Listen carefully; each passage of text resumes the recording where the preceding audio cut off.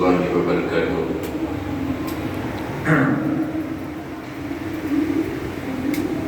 الحمد لله نحمده ونستعينه ونستغفره ونؤمن به ونتوكل عليه ونعوذ بالله من شرور أنفسنا ومن سيئات أعمالنا ومن يهد الله فلا مضل له ومن يضلل فلا هادي له ونشهد أن لا إله إلا الله وحده لا شريك له ونشهد أن سيدنا وحبيبنا ونبينا ومولانا محمدا عبده ورسوله. بسم الله الرحمن الرحيم. إن الله وملائكته يصلون على النبي يا أيها الذين آمنوا صلوا عليه وسلموا تسليما. اللهم صل على سيدنا محمد عدد ما في علم الله صلاة دائمة بدوام ملك الله. اللهم صل على سيدنا محمد روح سيدنا في الأرواح. اللهم صل على سيدنا محمد روح في الأرواح وجسده في الأجساد وقلبه في القلوب وقبره في القبور وعلى آله وأصحابه وبارك وسلم. بسم الله الرحمن الرحيم. لا أقسم بهذا البلد وأنت حل بهذا البلد ووالد وما ولد. صدق الله العظيم وصدق رسول النبي الكريم ونحن على ذلك لمن الشاهدين والشاكرين. آمين والحمد لله رب العالمين.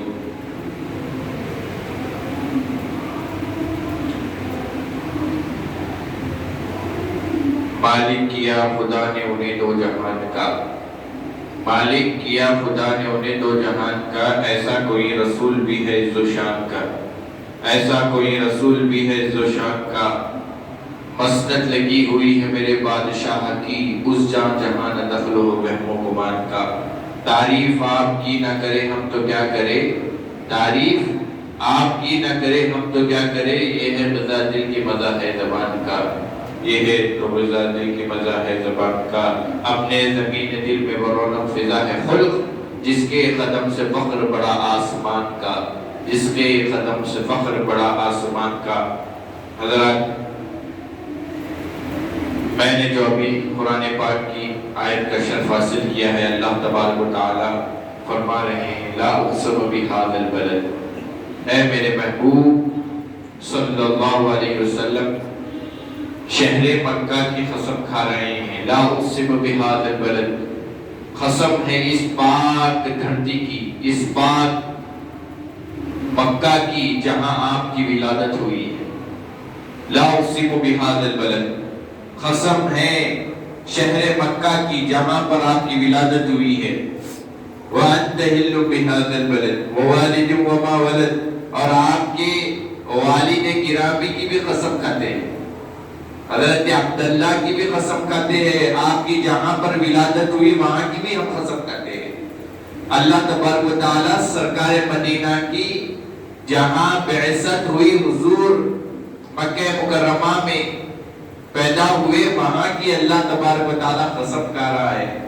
لا اقسم بہذا البلد، قسم ہے شہر حرم کی، مکہ مکرمہ و پاک دھرتی کی قسم، اور حضور پاک کی والد حضرت عبداللہ کی قسم. اللہ تبارک و تعالی نے ہر نبی کو معجزہ دیا ہے. سرکار مدینہ کی آمد یہ مومن کے لیے احسان ہے. لَقَدْ مَنَّ اللَّهُ عَلَى الْمُؤْمِنِينَ إِذْ بَعَثَ فِيهِمْ رَسُولًا. مومن کے لیے یہ احسان کی بات ہے کہ سرکار مدینہ کی ذات جلوہ فرما ہوئی. یہ مومنین کے لیے احسان ہے، کافرین اور منافقین کے لیے احسان نہیں ہے.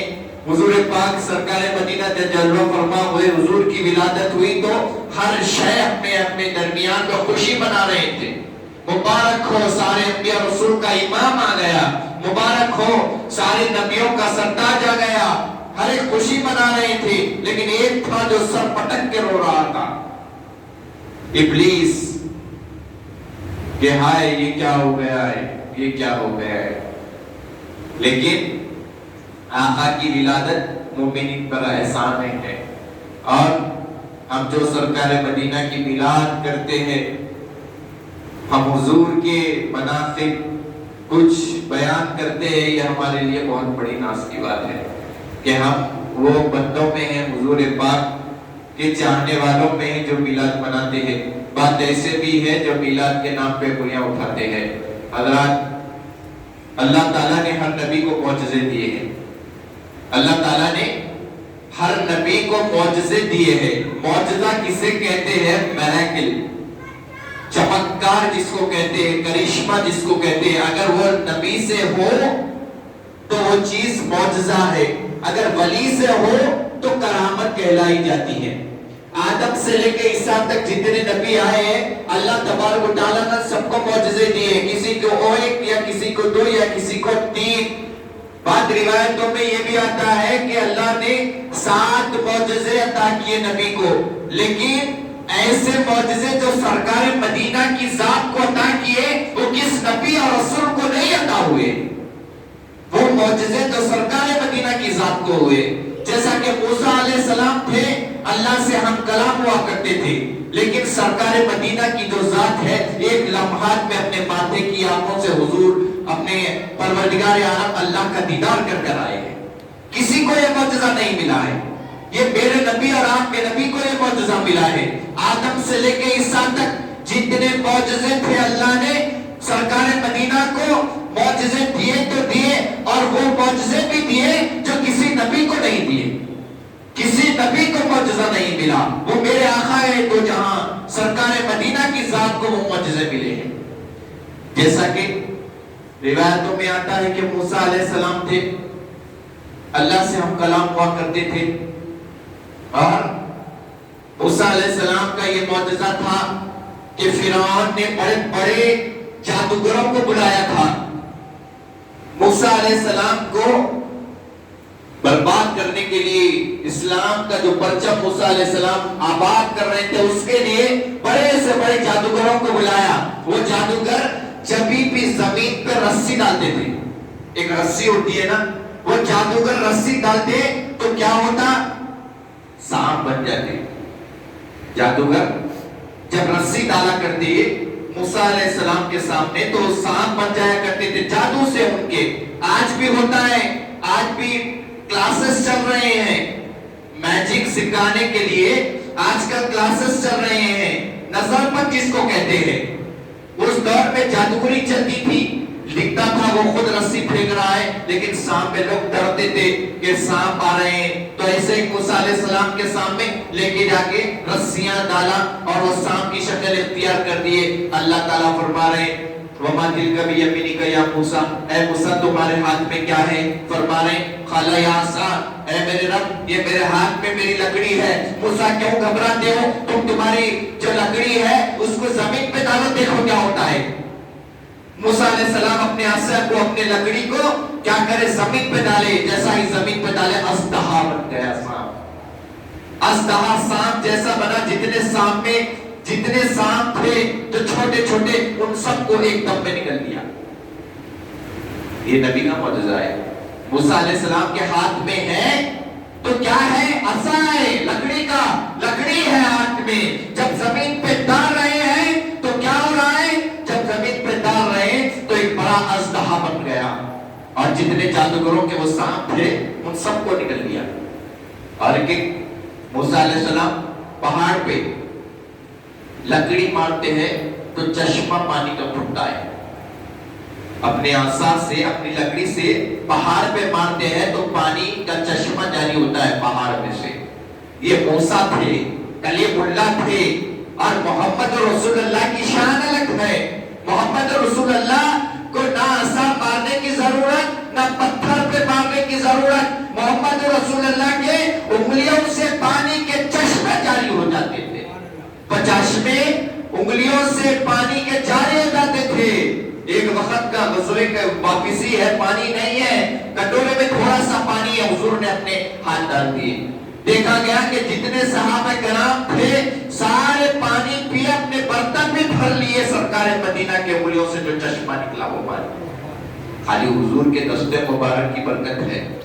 اور حضرت داؤد علیہ السلام کے بارے میں بھی قرآن کہتا ہے ان کا معجزہ کیا تھا؟ لوہا ان کے لیے بن گیا تھا۔ لوہا جو ہوتا ہے سافٹ چیز نہیں ہے، ہارڈ ہے۔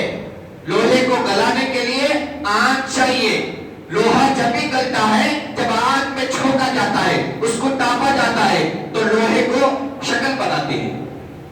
کسی کی شکل اگر بنانا ہے، کچھ لوہے کا بنا رہے ہیں تو چاہیے کہ وہ آنچ میں تپے. داؤد علیہ السلام کا یہ معجزہ تھا کہ آپ کے ہاتھ میں لوہا اس طریقے سے ہو جاتا جس طریقے سے موم ہو جاتی ہے، جس طریقے سے موم ہو جاتی ہے. آپ اپنے ہاتھوں سے ٹوپیے بناتے، وہ لباس بناتے. یہ آپ کا معجزہ تھا داؤد علیہ السلام کا. حضرت عیسیٰ علیہ السلام کا معجزہ اللہ تعالیٰ قرآن میں فرما رہا ہے کہ عیسیٰ کا معجزہ وہ ہے کہ مردوں پہ ہاتھ لگاتے تو مردہ زندہ ہو جاتا. کیا تھا عیسیٰ علیہ السلام کا معجزہ؟ مردوں پہ ہاتھ لگاتے تو مردہ زندہ ہو جاتا، اور مٹی لے کر ایسا کر کر پھونک مارتے تو پرندے کی شکل بن کے پرندہ اڑنے لگتا. اندھا جو پیدائشی اندھا ہے، اس کے آنکھوں پہ اگر عیسیٰ علیہ السلام ہاتھ پھیرتے تو اللہ تعالیٰ اس کو آنکھ بھی دیتے. یہ عیسیٰ علیہ السلام کا معجزہ ہے. حضرت موسیٰ علیہ السلام کا، حضرت سلیمان علیہ السلام کا معجزے کے بارے میں بھی آتا ہے. حضرت سلیمان علیہ السلام ہر جانور کی بھاشا جانتے تھے، یہاں تک چونٹیوں کی بھاشا تک سمجھتے تھے. کیسی ہے بھئی چونٹی؟ اتنی سب کی، نہ دکھتی، نہ اس کو تول سکتے نہ ماپ سکتے. چونٹی کو نہ تول سکتے نہ ماپ سکتے. ایک وقت بڑا سا لشکر آ رہا ہے، چونٹیاں آپس میں بات کر رہے ہیں کہ دیکھو سلیمان کا لشکر آ رہا ہے، کہیں وہ ہمیں کچل نہ دے، خالی ہو جاؤ یہاں سے، یہ غاریں خالی کرو. وہاں سلیمان علیہ السلام فرما رہے ہیں دیکھو وہ چونٹیاں ہیں سو یہ کہہ رہے ہیں کہ ہمارا لشکر آ رہا ہے، کہیں وہ کھدن نہ جائے. ہر جانور کی بھاشا جتنے ہیں دنیا میں سب سلیمان علیہ السلام کو وہ کر دیے گئے تھے. اور سلیمان علیہ السلام کا تخت ہوا میں اڑا کرتا تھا. سلیمان علیہ السلام کو اجنات کی حکومت دے دیے تھے. انسان تو انسان ہے، اجنات کی حکومت دے دیے تھے. بڑے بڑے سے اجنات آپ کی مجالس میں آیا کرتے تھے. حضرت سلیمان علیہ السلام کا معجزہ ہے. اللہ تعالیٰ نے تمام نبیوں کو معجزے دیے ہیں. موسیٰ علیہ السلام کو معجزے ملے، حضرت نوح علیہ السلام کو معجزے ملے، حضرت عیسیٰ علیہ السلام کو معجزے ملے، حضرت داؤد علیہ السلام کو معجزے ملے. تمام انبیاء رسول کو معجزے ملے، لیکن سرکار مدینہ کی ذات وہ ہے کہ سرکار مدینہ سرتاپا معجزہ بن کر ہمارے لیے، حضور کی ذات سرتاپا معجزہ بن کر ہمارے درمیان میں آئے ہیں. سرکار مدینہ کا چلنا بھی معجزہ ہے، حضور کا انگلیوں کے اشارے بتانا بھی معجزہ ہے. سرکار جب جب انگلی پھراتے تو چاند کبھی ادھر جاتا کبھی ادھر آتا. یہ آقا کی انگلی مبارک کا معجزہ ہے. سرکار مدینہ کے اشاروں پہ تھا چاند، اور وہ بھی دیکھو حکومت چلتی ہے تو یہیں پر زمین پر چلتی ہے. اور عیسیٰ علیہ السلام کے عیسائی ماننے والے کہنے لگے کہ آسمان پہ وہی جادو کر سکتا ہے جو خدا ہے. آسمانوں پہ جادو زمین پہ چلتا ہے، لیکن آسمان پہ جادو وہی کر سکتا ہے جو خدا ہے. قُلْ إِنَّمَا أَنَا بَشَرٌ کی آیت کو لے کر آج لوگ کہتے ہیں نبی ہماری جیسے ہے. ارے جو عیسیٰ علیہ السلام کے 3 4 یا 5 یا 7 معجزے کو دیکھے، عیسائیوں نے کہا کہ یہ خدا ہے، مردوں کو زندہ کر رہا ہے یہ خدا ہے، اندھوں کو آنکھ دے رہا ہے یہ خدا ہے، یہ خدا ہے. عیسائی نے خدا مان لیے. اسی لیے اللہ تعالیٰ نے یہ آیت نازل فرمائی، محبوب آپ فرما دیجئے قُلْ إِنَّمَا أَنَا بَشَرٌ کہ کوئی آپ تو سرتاپا معجزہ ہے، آپ تو سر سے لے کے پیر تک معجزہ ہے. عیسیٰ علیہ السلام کو ضرورت ہے کہ میت کے پاس جانا اور میت کو ہاتھ لگانا اور میت زندہ ہوتی. یہ عیسیٰ علیہ السلام کا معجزہ تھا. وہ عیسیٰ روح اللہ تھے، آپ محمد رسول اللہ ہے. آپ کی شان سب سے الگ ہے. نہ آپ کسی مردے کو جانے کی ضرورت ہے، نہ آپ کو کسی میت کو ہاتھ لگانے کی ضرورت ہے. آپ خالی ارشاد کر دیے کہ زندہ ہو جا تو وہ شخص زندہ ہو جاتا. یہ محمد رسول اللہ کے معجزے ہیں، عیسیٰ روح اللہ کے معجزے. تو کچھ معجزات دے کے عیسائیوں نے عیسیٰ روح اللہ کو خدا مان لیا. اسی لیے اللہ تعالیٰ نے فرمایا کہ اے حبیب آپ کے تو معجزے ایسے ہم نے کسی کو دیے نہ دیں گے. وہ معجزے دیکھ کر کئی لوگ آپ کو خدا نہ مان لے. اسی لیے اللہ تعالیٰ نے یہ محبوب سے کہلوایا کہ قُلْ إِنَّمَا أَنَا بَشَرٌ، اے محبوب آپ فرما دیجئے کہ آپ بشر ہیں. نہ تو لوگ آگے چل کے آگے آپ کو بھی خدا مان لے، انا بشر. اب لوگ یہ آیت کو لے لیتے ہیں نبی ہمارے جیسے ہے نا. آدم ان کے جیسے نہیں ہے, ابراہیم بھی ان کے جیسے نہیں ہے, عیسیٰ بھی ان کے جیسے نہیں ہے, نبی اور رسول ان کے جیسے نہیں ہے, تو تم اور تمہارے آقا کیسے برابر ہو سکتے ہیں, کیسے برابر ہو سکتے ہیں؟ دل کا رسول فضلنا بعضهم علی بعض, یہ رسولوں کی جماعت ہے, یہ انبیاء کی جماعت ہے. ہم نے نبیوں کو نبیوں پہ فضیلت دی ہے, رسولوں کو رسولوں پہ فضیلت دی ہے. ان نبیوں انبیاء کی جماعت میں سب سے افضل رسول ہے. ان رسول بھی رسول برابر نہیں ہے. سمجھتے ہوں گے کہ رسول رسول برابر ہے, رسول رسول برابر نہیں ہے صاحب. ہم نے کسی کو ایک فضیلت دی ہے تو کبھی کسی کو زیادہ فضیلت دی. حضرت جابر کا واقعہ مردوں کو زندہ کی بات آتی ہے. سرکار مدینہ حضرت جابر رضی اللہ تعالیٰ ایک خندق کا کام چل رہا تھا. ویسے تو سرکار مدینہ جیسا ہی پیدا ہوئے, معجزہ ہی معجزہ, حضور جیسا پیدا ہوئے. بی بی آمنہ فرماتی ہے کہ میرے بدن سے ایک نور ظاہر ہوا اور بھی میں مکے میں, لیکن مجھے شام کے محلات نظر آنے لگے. تھے مکے میں اور شام کے محلات نظر آنے لگے. اور جیسا ہی عیسیٰ علیہ السلام نے 4 دن یا 3 دن کے بعد کلام کیا تھا, حضرت مریم علیہ السلام کو لوگوں نے کہا کہ اے مریم تم تو پاکیزہ ہو, تمہارا دامن پاک ہے, یہ بچہ کہاں سے لے کر آئے ہو؟ مریم علیہ السلام نے کچھ نہیں کہا, چولہے کی طرف اشارہ دیے, مجھ سے مت کہو, یہ بچے سے کہو. عیسیٰ علیہ السلام 3 یا 4 دن کے ہیں. عیسیٰ علیہ السلام کہہ رہے ہیں, کیا کہہ رہے ہیں؟ انی عبداللہ آتانی الکتاب, میں اللہ کا نبی ہوں, میں جو کتاب اور حکمت کے لیے بھیجا گیا ہے. 4 دن کا بچہ حلم کلام ہو رہا ہے. عیسیٰ علیہ السلام 4 دن کا بچہ بات نہیں کر سکتا, 4 دن کا بچہ کھا پی نہیں سکتا. عیسیٰ علیہ السلام یہاں پر کلام کر رہے ہیں, میری ماں پہ انگلیاں اٹھانے والوں, میں نبی اور رسول ہوں, مجھے معجزہ, مجھے کتاب دے کر عطا کیا گیا ہے. الخرس تم مجھے اوپر انگلی مت اٹھاؤ, یہ عیسیٰ علیہ السلام نے کہا. اور محمد رسول اللہ نے جیسا ہی سرکار مدینہ کی ولادت ہوئی ہے ایسا پیدا ہوئے ہے. دیکھا جاتا ہے کہ جب واضح حمل ہوتا ہے تو کچھ گندگی ہوتی ہے.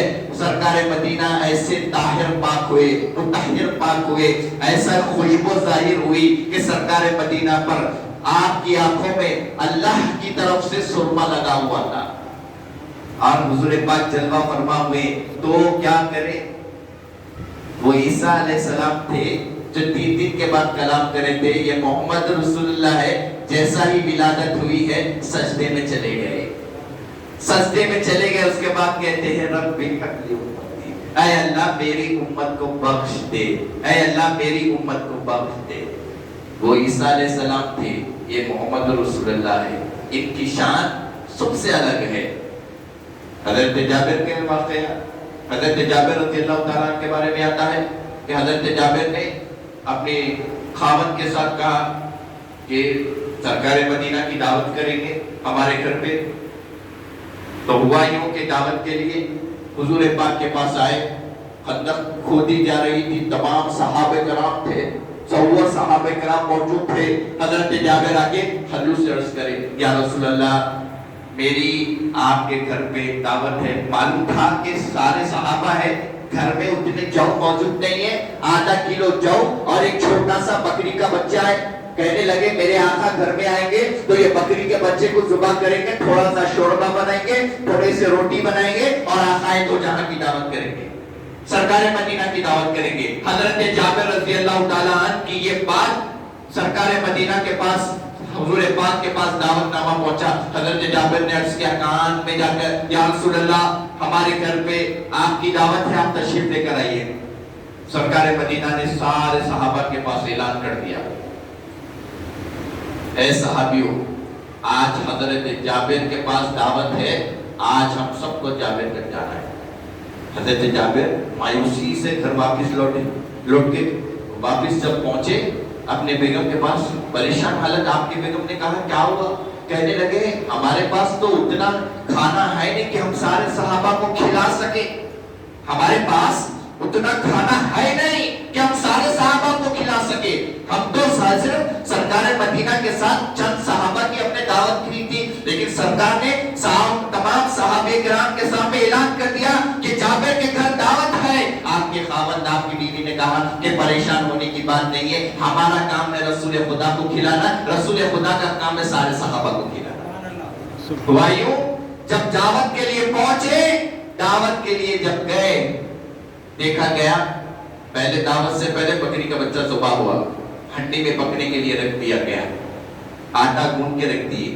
جیسا ہی وہ حضرت جابر نے ہنڈی میں جیسا بچہ جو بکری کا ہے اس کو ذبح کیا تو حضرت جابر کے 2 معصوم بچے تھے. حضرت جابر کے جیسا 2 معصوم بچے تھے. ہوا یوں کہ حضرت جابر نے وہ دیکھا کہ بکری کے بچوں کو جیسا باپ ذبح کر رہے ہیں, ایک بھائی کو ذبح کر دیا.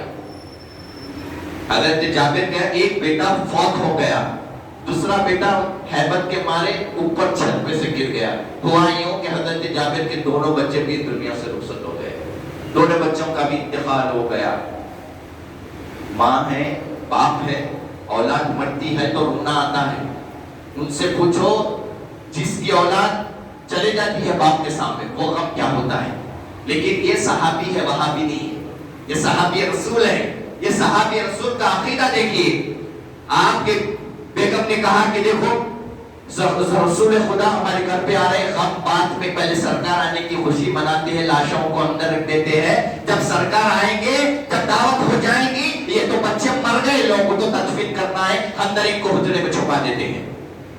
اندر حجرے میں چھپا دیے, بچوں کی لاشوں پر ڈال دیے, اندر لے کے گئے, حجرے میں ڈال دیے, بچوں کی لاشوں کو بند کر دیا گیا ہے. سرکار مدینہ آئے, سرکار مدینہ نے اپنا لعاب دہن ہنڈی میں ڈال دیے.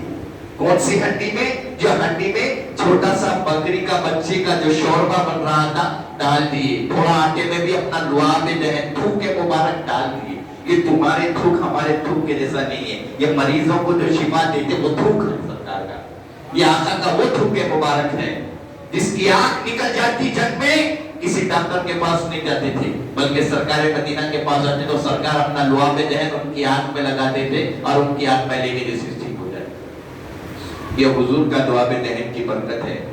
ہم اور آپ برابر نہیں ہو سکتے. آج لوگ کہتے ہیں تم تھوک کے دیکھو, تمہارے تھوک میں بدبو ہے, تمہارے تھوک سے لوگ بھاگ رہے ہیں. یہ میرے آقا کا لعاب دہن ہے جو صحابہ کرام شفا کے معنی استعمال کیا کرتے تھے. لعاب دہن ہنڈیاں میں ہے اور ہنڈیاں ابل رہی ہے. 10 صحابہ کرام آئے, کھائے گئے. روایتوں میں ہے کہ 1500 صحابی رسول کھا لیے. ایک چھوٹے بکری کے بچے آدھا کلو جو میں کیا 1500 صحابی کھا سکتے ہیں. یہ سرکار کے لعاب دہن کی برکت ہے. 1500 صحابی رسول کھائے. اس کے بعد سرکار مدینہ جلوہ گر ہے, دسترخوان بچھا ہوا ہے. اس کے بعد سرکار مدینہ نے کہا کہ اے جابر چلو اب اپنی بات دی. حضرت جابر بیٹھے, سامنے ان کے زوجہ ہے, کھانے کے لیے سرکار مدینہ نے کہا ہے جابر تیرے 2 بچے بھی ہیں نا؟ سرکار نے فرمایا اے جابر تیرے 2 بچے بھی ہیں, ان کو بلا, ہم ان کے ساتھ کھانا کھائیں گے. ایک دم ماں تھی, ماں کی ممتا اولاد کے لیے زیادہ ہوتی, آنسو جانا ہو گئے. کہنے لگے یا رسول اللہ کھانا کھائیے, بچے باہر کھیل رہے ہیں, ہم کھانا کھا لیں گے, وہ لوگ بعد میں آ کے کھا لیں گے. نہیں اے جابر پہلے بچوں کو بلا, ہم بچوں کے ساتھ بیٹھ کر کھانا کھائیں گے. بچوں کو کیسے بلاتے؟ میت پڑی ہوئی بچوں کی. ایک دم ماں رونے لگے, کہنے لگے یا رسول اللہ ایسا ماجرا ہوا کہ ایک بیٹے کو جیسا ذبح کر رہے تھے دیکھ کر بکری کو, ویسے ہی ایک میرے بیٹے نے کو ذبح کر دیا, ایک ہیبت کے مارے اوپر سے گر گیا, دونوں کی لاش اندر رکھی ہوئی. سرکار مدینہ نے کہا ہے جابر اچھا ہم تمہارے بیٹوں کے ساتھ ہی کھانا کھائیں گے, جاؤ حجرہ کھولو اور بچوں سے کہو کہ محمد رسول اللہ بلا رہے ہیں دسترخوان پہ, حاضر ہو جائے. حضرت جابر گئے اور حجرہ کھولے, بچوں کی لاش کے پاس کھڑ کر کہنے لگے آقا دو جہاں محمد رسول اللہ آئے ہیں دعوت پر, تمہیں یاد کر رہے ہیں, چلو. بچوں کی لاش پہ حرکت ہونے لگی, لبیک یا رسول اللہ کہہ کر بچوں کی لاش حاضر ہو گئی سرکار کی ذات میں. یہ آقا کا معجزہ ہے. اگر وہ چاہے تو ضرورت نہیں ہے کہ جا کے مردے کو ہاتھ لگانے کی, صرف ان کا فرمان ضروری ہے. کہہ دے کہ جاؤ محمد رسول اللہ کا حکم تو مردہ زندہ ہو جاتا ہے. یعنی اس نثار اللہ تھے جو جا کر مردوں کو ہاتھ لگایا کرتے تھے. یہ محمد رسول اللہ ہے، خالی ان کے فرمان سے مردے زندہ ہو جاتے تھے. یہ محمد رسول اللہ ہے، یہ آقائے دو جہاں ہے. مردہ بچے زندہ ہو گئے حضرت جابر کے. کیسا زندہ ہوئے ہیں، کیسا زندہ ہوئے ہیں؟ یہ آقا کا معجزہ ہے. یہ آقا کی زبان سے نکل گیا کہ تو زندہ ہو جا، تو وہ زندہ ہو جاتے تھے. آقا جس کو کہہ دیے، سرکار مدینہ کی زبان سے ہر کلام نکلا ہوا شریعت بن چکی ہے. سرکار کی بات یا قرآن بنی یا حدیث بنی، دوسرا اور کچھ نہیں. قرآن پڑھتے ہیں سب. کیا معلوم ہے کہ آپ کو یہ قرآن ہے؟ کس نے کہا آپ کو یہ قرآن ہے؟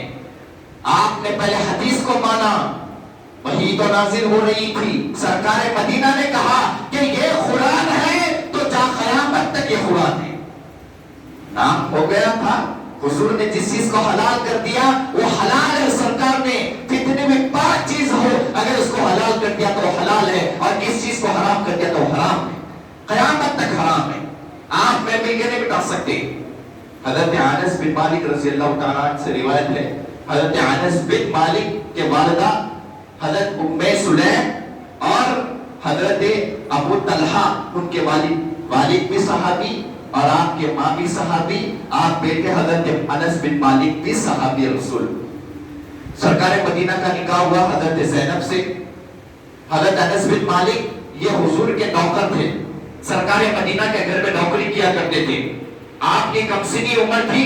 آپ کے والد حضرت ابو طلحہ نے کہا کہ یا رسول اللہ ان کو اپنے خدمت کے لیے مقرر کر دیجیے. خدمت کے لیے وہ مقرر تھے.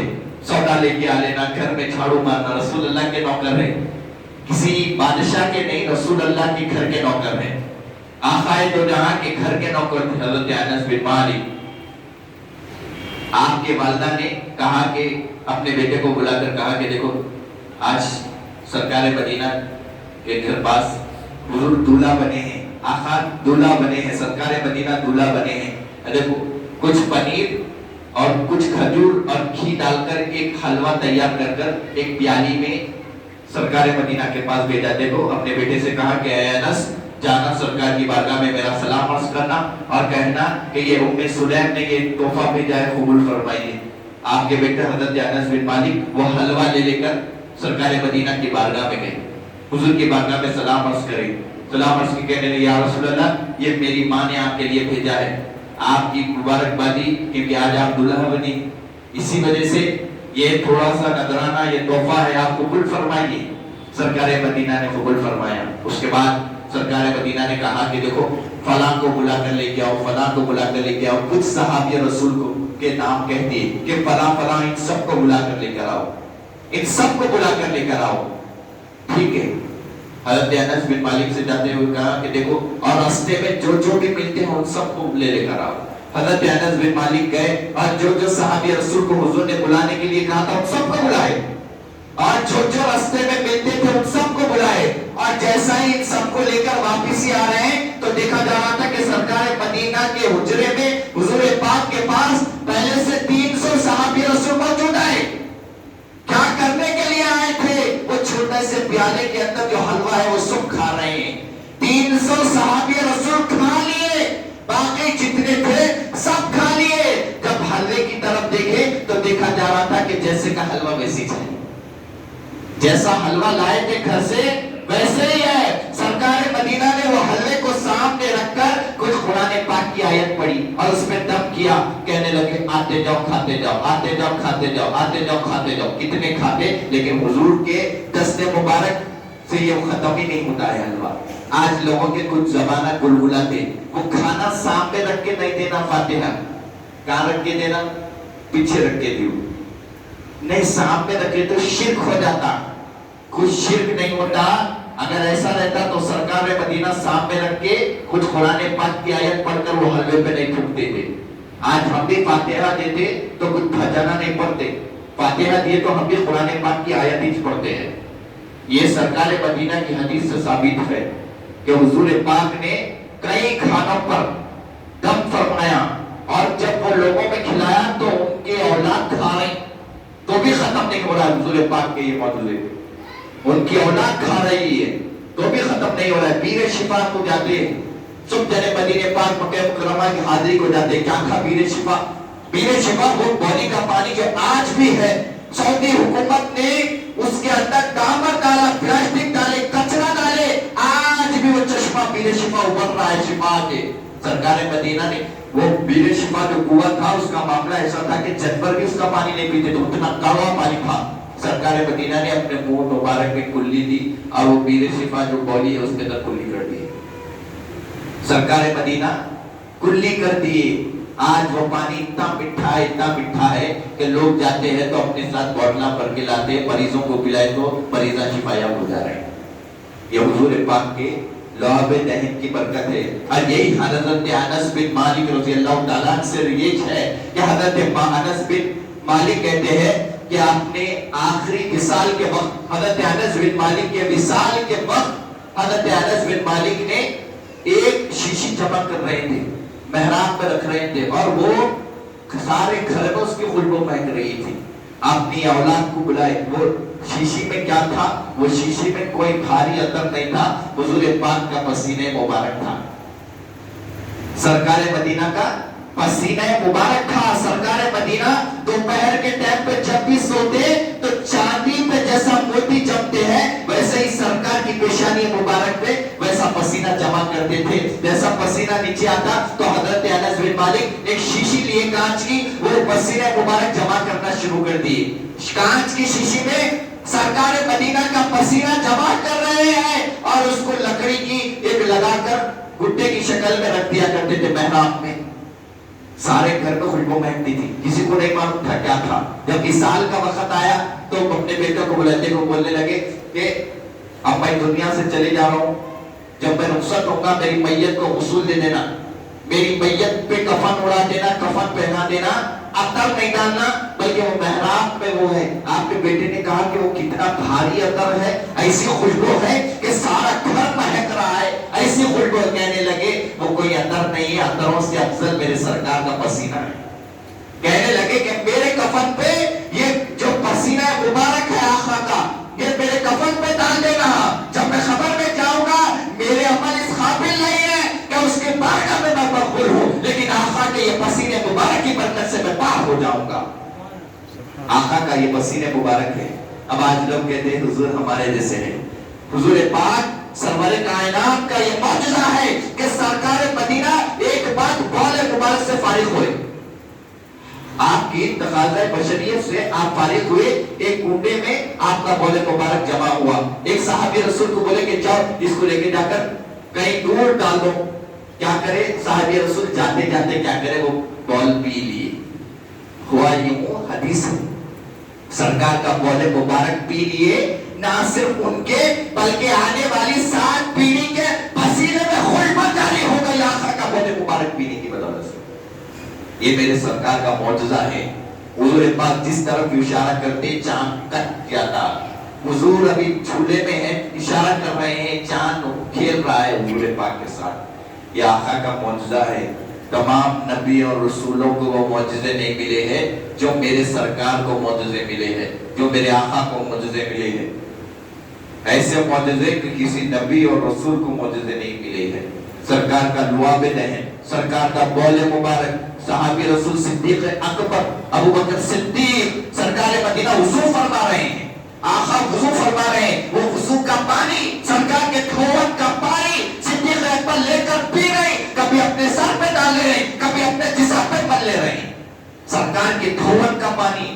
آج لوگ کہتے ہیں سرکار مدینہ کی قدر کو گھٹا رہے ہیں. تم کیا قدر گھٹا سکتے؟ رفعنا لک ذکرک, ان کے ذکر کو اللہ نے بلند و بالا کر دیا. ساری کائنات مل کر ان کے ذکر کو نہ نیچے کر سکتے نہ اوپر کر سکتے. ہم ان کا نام لے کر, ان کا نام گا کر ہم اپنے آپ کو اونچا کر لے رہے ہیں. ہماری اوقات, ہماری حیثیت کیا کہ ہم ان کے ترانے چلے, ہم ان کا نام لے کر اپنی ذات کو اونچا کر رہے ہیں. آپ میں ان کے ترانے چیرنے سے کچھ نہیں ہوتا ہے. پوچھئے صدیق اکبر سے, وہ وہابی ہوگا جو حضور کی تعظیم نہیں کرتا. یہ صحابی رسول تھے, حضور کے دھوت کے پانی کو تک نہیں چھوڑتے. حضور تھوکے مبارک اگر حضور تھوکے تو صحابہ لے کے چاٹ لیا کرتے تھے. یہ ہے صحابی رسول کی تعظیم سرکار کے. حضور کی ذات تو دور کی بات ہے، سرکار مدینہ کے دھون کے پانی کی تک تعظیم کرے، حضور کے دھون کے پانی کی تک تعظیم کرے۔ آپ اور میں کیا ہے، آپ میں ذات کیا ہے؟ ہمارے کو بھی چاہیے کہ حضور کی جتنا ہو سکے ادب کا مقام ہے، اللہ کی طرف دیوانگی چلتی۔ حضرت جلال الدین رومی فرماتے ہیں کہ اللہ کی طرف دیوانگی چلتی ہے، لیکن سرکار مدینہ کے پاس دیوانگی نہیں صاحب، وہاں دیوانگی نہیں، وہاں ادب کا مقام ہے۔ سانس بھی لینا تو ادب سے لینا، ادب سے سانس لینا، وہاں آپ جا رہے ہیں ادب سے سانس لینا۔ لیکن آج مجھے افسوس بولنے پر یہ ہوتا ہے کہ آج نوجوان حضرات سرکار کے میلاد کے نام پہ آپ کیا کیا نہیں کر رہے ہیں، کیا کیا نہیں ہو رہا ہے حضور کی میلاد کے نام پہ، انجوائمنٹ چل رہا ہے۔ پچھلے ہی نیوزوں میں وائرل ہو رہی یہ چیز، کیا ہوا، فلاں ایک صاحب جا رہے تھے، وہ اپنے پھوپھی یا کسی کو لے کر جا رہے تھے، آٹو میں میلاد کے جلوس چل رہے تھے، بیچ میں ہی انتقال ہو گیا دواخانے کو لے جانے سے پہلے، ایمبولینس آنے لگی، آئے تک بہت دیر ہو گئی، ٹریفک جام تھی، بیچ میں انتقال ہو گیا۔ کس بات کی آپ خوشی منا رہے ہیں؟ بالکل ہم کو خوشی منانا چاہیے، لیکن ہم کو انسانیت نام کی ہمارے اندر وہ چیز ہٹ چکی ہے۔ سرکار کا میلاد ہو رہا ہے تو ڈی جے ناچ گانے کے ساتھ ہو رہا ہے، ڈی جے بج رہے ہیں، ناچ گانا بج رہا ہے۔ ان کا جوان میرے بھائیوں سے میں گزارش کرتا ہوں کہ یہ میلاد نام نہیں ہے۔ اگر آپ کو سرکار سے محبت ہے تو نماز پڑھ کے بتاؤ، آقا سے محبت ہے تو سنتوں کی پیروی کرتے بتاؤ۔ یہ نام نہیں ہے میلاد منانے کا، سمجھ رہے ہوں گے، جلوساں نکال لیے، ڈی جے لگا لیے، عرشہ پھینک لیے، آپ کے پیشانیوں پہ پٹیاں بنے رہے، لا الہ الا اللہ محمد رسول اللہ کا جھنڈا نیچے زمین سے لہرا رہے ہیں۔ نہیں چاہیے ایسا میلاد، تمہارے کو مبارک ایسی سنیت، نہیں چاہیے ایسی میلاد۔ کیا سمجھ رہے ہیں کہ سرکار خوش ہوں گے اس سے؟ واہ کیا کر رہا ہے میرا امتی، ڈائریکٹ تو جنت یہ تجھے جنت میں داخل کریں گے؟ نہیں ہوگا، بلکہ پوچھ ہوگی آپ کو، پوچھ۔ آج جنت کا سرٹیفکیٹ لے کے بیٹھے ہوئے ہم لوگ، سب جنے سمجھ رہے ہیں کہ جنت ہماری جاگیر ہے، کسی کی جاگیر نہیں ہے جنت۔ سب سے بہترین اللہ کی نظر میں وہ انسان ہے جو تقوی پرہیزگار والا ہے۔ آج ہمارے اندر پرہیزگاری تقوی دور دور تک چلا گیا ہے۔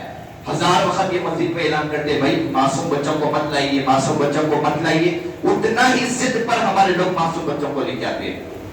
پرسوں کا ہی واقعہ ہے، وہاں پر بچہ ایک معصوم تھا، وہ پیشاب کر لیا۔ جتنے وہ مصلی پڑھیں گے اگر نہ جانے معلوم بھی نہیں ہے، بات بولنا ہی بھی نہیں ہے کہ بھائی میرا بچہ پیشاب کر لیا، اگر وہ سوکھ گیا، اگر لوگ آ کے وہاں پر نماز پڑھے، اس کی نماز تو گئی تو گئی، جتنے مصلی آئیں گے ان سب کی نماز چلے گی۔ ہزار وقت سمجھاتے ہیں بھائی شریعت سیکھو، کچھ تو سیکھو، ہم انسان آئے ہیں تو کچھ سیکھنے کے لیے آئے، کیوں آئے ہیں؟ دنیا داری کمانے کے لیے، پیسہ مال و متاع کمانے کے لیے، عزت و شرف کمانے کے لیے، بس یہی آتے ہیں اور چلے جاتے ہیں، صبح ہوتی ہے شام ہوتی ہے، عمر یوں ہی تمام ہوتی ہے۔ آج ہمارا یہ سلیقہ ہو گیا ہے۔ میں حضرات سے گزارش کر رہا ہوں کہ جو والد اپنے بچوں کو لا رہے ہیں 7-10 سال کے بعد لائیں، ضرورت نہیں ہے، پر جمعہ فرض نہیں ہے جو آپ چھوٹے 4 یا 5 سال کے بچوں کو آگے دھکیل رہے ہیں نماز کے لیے، ضرورت نہیں ہے۔ اماں کے بعد گھر پہ بٹھا کے نماز پڑھانے لگو۔ آپ مسجد کو آ رہے ہیں، مسجد کی حرمت ہے، بچہ پیشاب کر رہا ہے وہاں پر، کہیں مصلی آ کے وہاں پر اگر نماز پڑھے تو وہ گناہ باپ کو ہے، باپ گنہگار ہے۔ پیچھے آئے بیٹھے ہیں، پیشاب کر دیا بچہ، جیسا ہی بول دیے بھائی نک کو لے کے آؤ، بچہ کو پیچھے ہٹاؤ، باپ کا سینہ چوڑا ہوتا، کیا ہے کونوں میں معلوم، تم کون بھی اپنے تیر خان، تمہارے کو مبارک۔ لیکن یہاں پر جو چلے گا شریعت کے مطابق چلے گا، اپنی منمانی مسجدوں میں مت چلائیے، مسجدوں کو آداب کو ملحوظ رکھیے، اپنی منمانی چلاتے اپنی تبلیغ کرنے مت جائیے، جو حکم ہے سرکار کا وہ مانیے۔ آج قوم اسی لیے برباد ہو رہی ہے، اطیعوا اللہ واطیعوا الرسول اولي الامر منکم، اللہ اس کے رسول کی اطاعت، اس کے بعد علماء کرام جو تصدیق ہے، جو اللہ کے ولی ہے ان کی مانو، کسی کی نہیں مانتے اپنی چلاتے، اس لیے برباد ہو رہے ہیں۔ گزارش کرتا ہوں کہ آپ حضرات معصوم بچوں کو مت لائیے، اور اگر لا رہے ہیں تو 7 سال 10 سال کے بچوں کو لائیے، پیچھے ٹھہرائیے، صفوں کے درمیان میں معصوم بچے ٹھہرنا نہیں ہے۔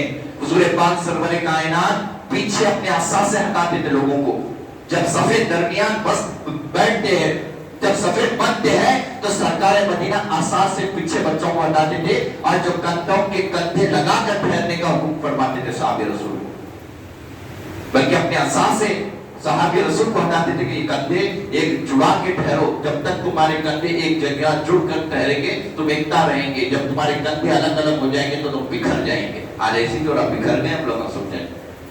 आज जो बिखर गए, क्यों बिखरे? यही हो गया है, एक पीर को ठहरता तो एक पीर को ठहरता, पैरा चीर के नमाज पढ़ रहे हैं, एक पैर यहाँ है तो दूसरा पैर यहाँ है। नमाज अदब का चीज है, बेअदबी चीज नहीं है। आपको बताता चलता हूँ, नमाज अदब है, बेअदब भी नहीं है। अदब में ठहर रहे हैं। और टोपियां भी हमारे हजरात को अल्लाह तौफीक दे कि अल्लाह टोपी तो भी कम से कम जुम्मे के दिन तो पहनना चाहिए। बिना टोपी के नमाज नहीं होती है। उलमाए कराम फरमाते हैं कि अगर कुछ मजबूरी है तो उसके लिए छूट है, अगर मजबूरी भी नहीं है, अगर टोपी नहीं पहन रहा है तो गुनहगार है, उसकी नमाज होगी नहीं। जींस टी शर्ट है, वैसे ही सो रहे हैं, नमाज भाग रही है, इमाम साहब खुतबे के लिए घर भागते हुए आते हैं टी शर्ट जींस पे, वही सो रहे हैं जींस टी शर्ट पे, आके वही नमाज पे ठहर रहे हैं। कम से कम जुम्मे का दिन है, ईदुल मोमिनीन, ईद का दिन है ये जुम्मा भी, ना सिर्फ रमजान बकरीद बल्कि जुम्मा भी ईद का दिन है। खुद अल्लाह फरमाते हैं इज़ा नुदियतिस सलाति मिन यौमिल जुमअह फस्अऊ इला ज़िक्रिल्लाहि व ज़रूरुल बैत। जब निदा सुन लो जुम्मे की पहली तो अपने घरों से पहुंच अल्लाह के जिक्र के लिए आगे बढ़ो, अल्लाह के मस्जिद के लिए आगे बढ़ो। चले जाओ पहली निदा सुनकर अल्लाह की। आज हम सुनते पहली निदा सुन के अरे रहने दो, कितना के बयान देते हो, उनका क्या करना है, चीखते रहते मुल्सा अपन जाएंगे खुतबे के वक्त आते हैं। जुम्मे की फजीलत मालूम ना हमको, शरीयत मालूम ना हमको, सुन्नत मालूम, बस जी रहे हैं तो जी रहे हैं, सांस चल रही तो चल रही है।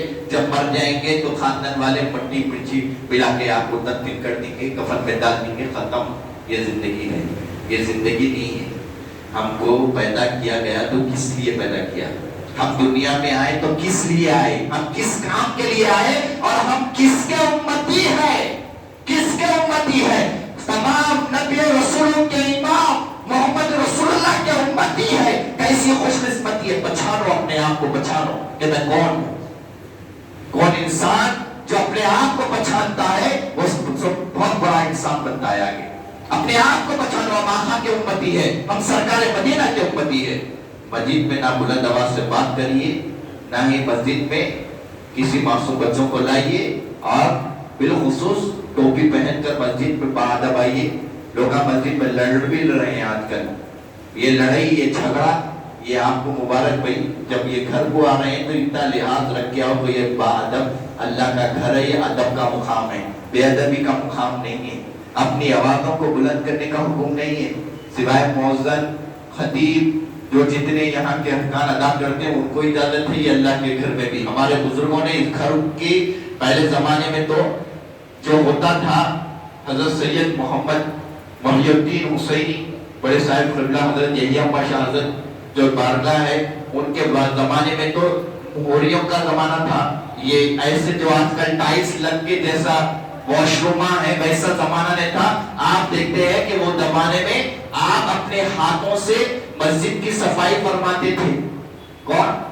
बड़े आलिम दीन, वक्त के लोग उनको खुतूब कहते थे, खुतूब। उनका आलम यह है कि मस्जिद को अपने हाथ से साफ करते थे, और मस्जिद के मोहरियों में अगर कचरा जम डाला तो अपने हाथ से साफ किया करते थे। कौन है ये? बड़े आलिम दीन, मुरीदीन को चाहने वाले उनके गुलाम कहते थे हजरत अभी हम है, हम साफ करते हजरत की आखिरी जिंदगी में। कहते थे नहीं मियां, ये घर की गंदगी को गंदगी भी मेरा मत बोलो, ये अल्लाह का घर है, तुम साफ करो, अल्लाह तुम्हारे कल्बों को साफ करेगा, तुम्हारे दिलों को साफ करेगा। हमारे को चाहिए ये घर की ताज़ीम, हमको चाहिए ये घर की अहमियत क्या चीज है, क्या चीज नहीं। मैं मौला ताला से दुआ करता हूँ कि मौला ताला हमको बोलने और सुनने से ज़्यादा उम्मीद अमल की तौफीक दे। ربنا ظلمنا انفسنا وان لم تغفر لنا وترحمنا لنكونن من الخاسرين اللهم اني على ذكرك وشكرك وحسن عبادتك مولا تعالی رقیہ بی بی جو بیمار ہے مولا حضور پاک سرکار مدینہ کا واسطہ ان کو شفاء عاجلہ و کاملہ عطا فرما مولا ان کی حیات میں اضافہ فرما اللہ ان کے اولاد پر ان کا سایہ دائر سلامت رہے وآخر دعوانا الحمد للہ رب العالمین جس طرح میں سنت ادا نہیں کہ سنت ادا کریں